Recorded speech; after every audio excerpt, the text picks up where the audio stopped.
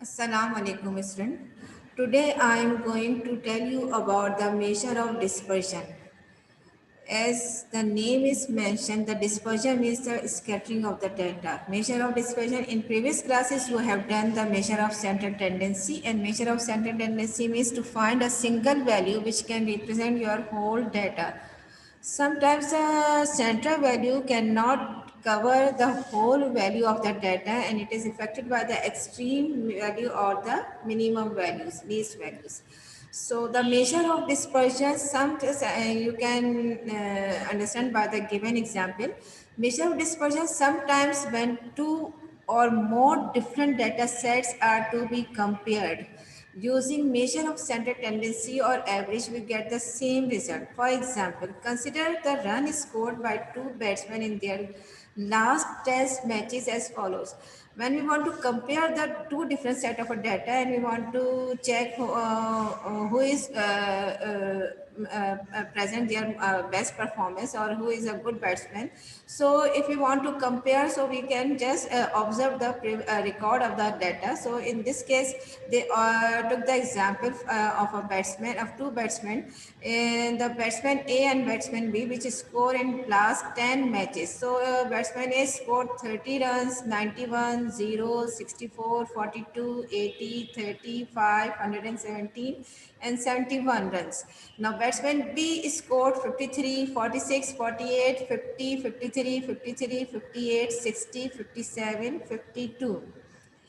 The mean of the run is scored by both the batsmen A and B is same, that is the average, because that is the 53. It means the average of the batsman A and batsman B is same, which is equals to 53. The 53 is a single value. It means the batsman A and batsman B, he scored at least 53 runs per inning, or in every inning, or almost they scored half century, or the score is around the 50s. So maybe less than 50 or more than 50, but the average is not in this case the average of the batsman is not a good skill, because in batsman we check the performance of batsman A. So sometimes he scored 0 and sometimes he scored 5 and 171 117. So can we say that the performance of two players is same? When we want to perform check the performance of the batsman, who is the good batsman, so can we say the, if the, because the average is same, so the batsman A is better than batsman B, or the performance of batsman B is better than batsman A? How can you decide who is the best batsman or who is the better performer? So clearly no, because the variability scored of batsman A is from 0 to 117. If we compare, in one inning he scored 0, in one inning he scored 170, sometimes he scored 30 and sometimes he scored 80. So where is the variability of the runs scored by batsman B is from 46 to 60. The variation of the data is very low as compared to the variation of the data of batsman is very big. The difference between 0 to 117 is 717 runs, and 46 to 60 there is a difference between 26 runs. So in this case, if we want to decide, or we want to make a report of performance of the both the batsmen, so we can just take the data and check who is more consistent in their in his performance. So we can say batsman B is more consistent in his performance. It means he usually scored above 45 runs. So 45 to 46, it means that he always tried to put half century or with the 50 runs in each inning. So the by comparison, or by checking the performance of both the batsmen or both the data, we can analyze the data, we can conclude the data, we can drive the result who is whose performance is better than the other. So if you plot the number, now plot the above score as dot on a number line, so you can just observe in batsman is sometimes 0, 10, 30, in between 20 to 30s, 40, 50 to 60, 70. In everywhere the scattering of the data, the values of the data is scattered on the whole scale of the graph on the data. But in batsman B, mostly that all the values is scattered or cluster between 40 to 60. It means he is usually made 40 to 60 run in each inning. So the batsman B is more consistent in his performance as compared to the batsman A. So measure of dispersion can tell us the performance or the consistency of the homogeneity of the data set which is given in U. So in this lesson we just learned about the measure of dispersion as the measure of dispersion is case. Now I just want to stop this sharing at this here, and now uh, yes. What are the measure of dispersion? As the name suggests, the measure of dispersion shows the scattering of the data. It tells the variation of the data from one another and gives a clear idea about the distribution of the data. The measure of the dispersion shows the homogeneity or heterogeneity of the distribution of the observations. Homogeneity means uniformity, how much is consistent, and heterogeneity means the classification of the you can decide the at which grade or at which standard the data is lies.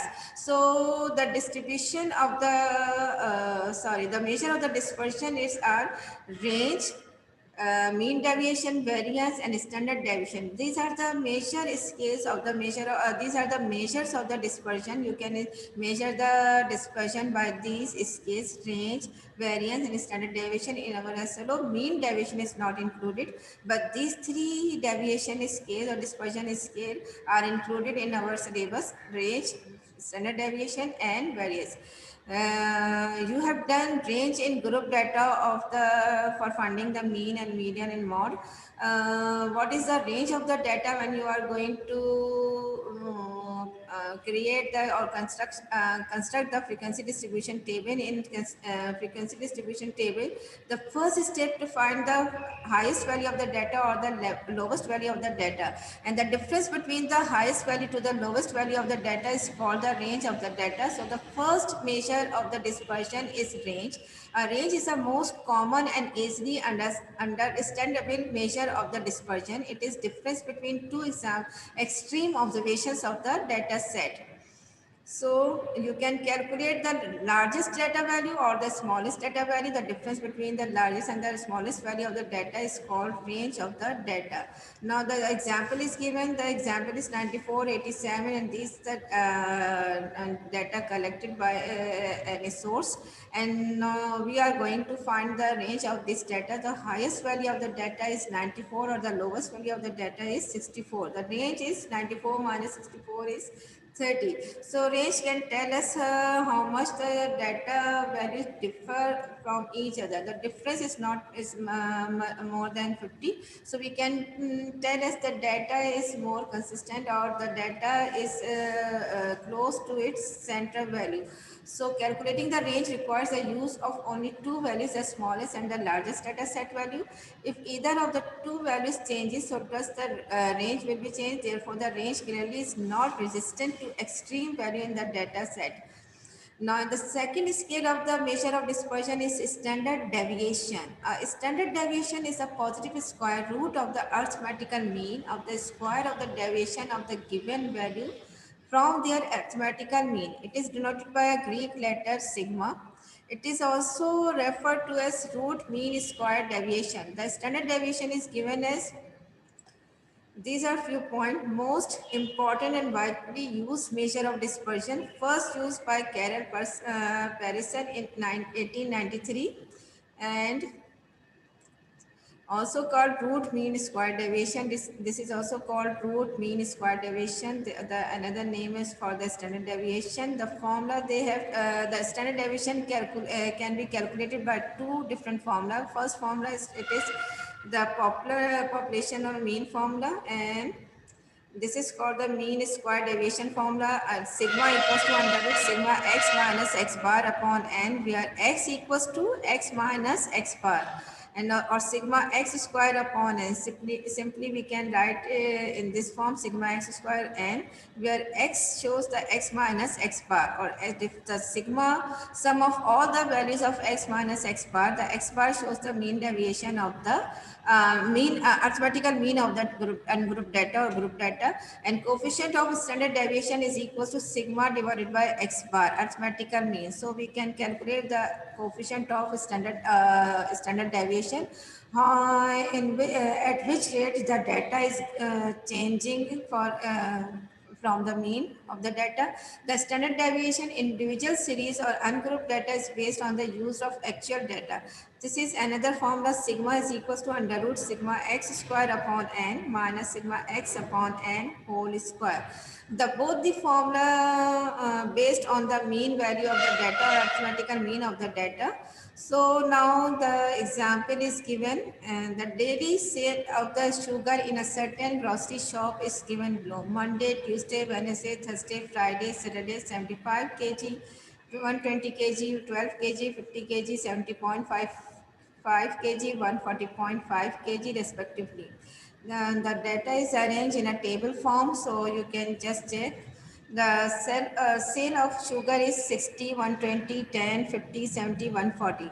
Number of days is 6, because Monday till Saturday the number of total days are 6. So n equals to 6, and the sigma h sum of all the values is equals to 450. So by adding all the number we got 450. The arithmetical mean, if you want to calculate the arithmetical mean or average of the ungrouped data, the simple formula sigma x upon n. So 450 divided by 6 is equals to 75.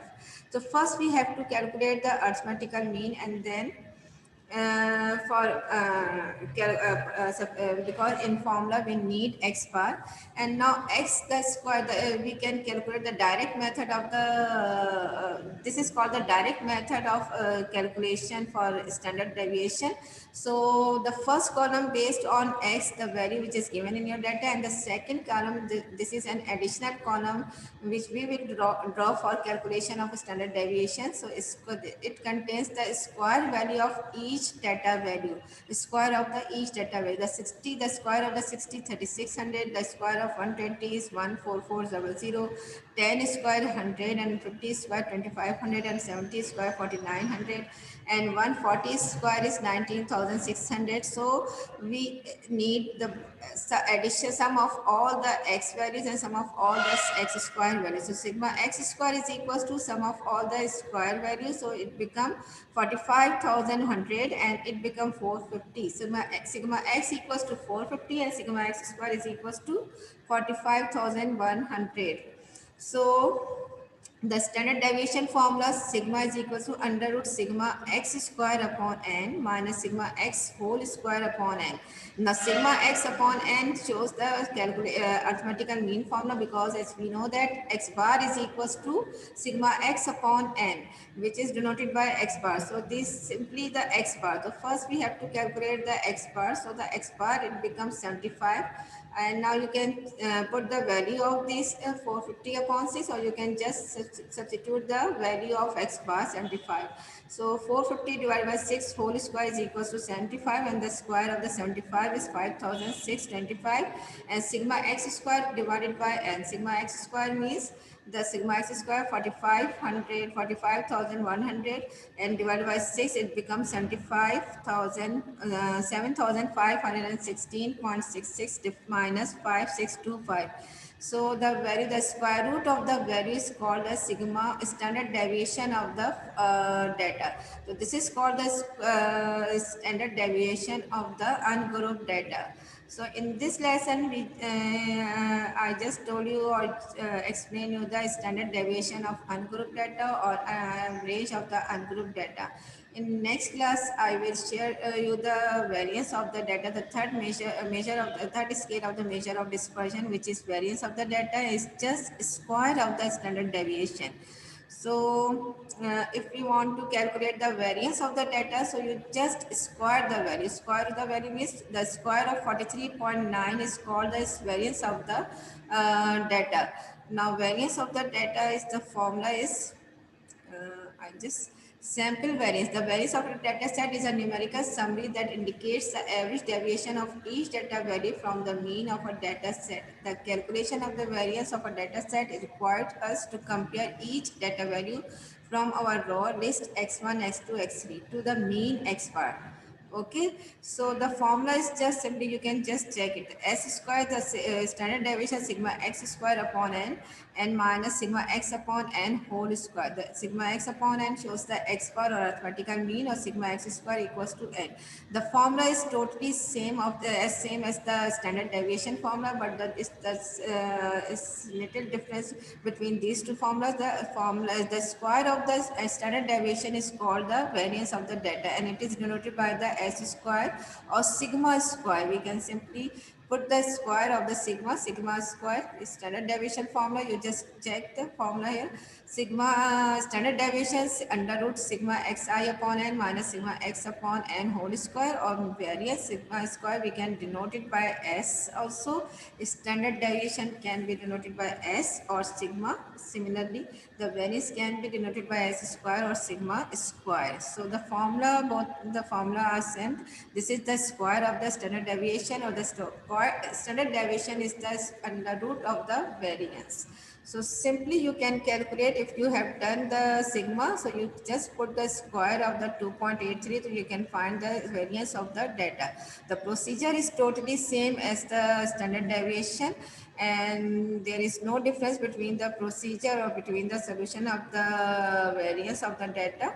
And variance and standard deviation and range, these are three main dispersion measure of the dispersion of the data. So we can find how much our data is spread from our mean value or a single central value.